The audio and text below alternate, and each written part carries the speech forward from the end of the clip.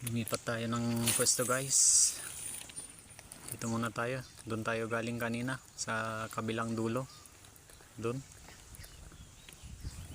Yun, strike na naman guys. 1, 2, 3. Yun, fish on.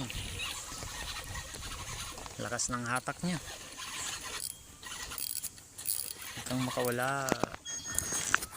Sinabit sa kangkong. Come here boy.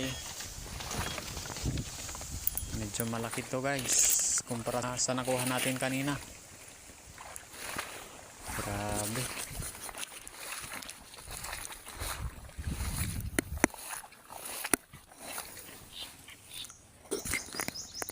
Relax ka lang. Grabe yung hook.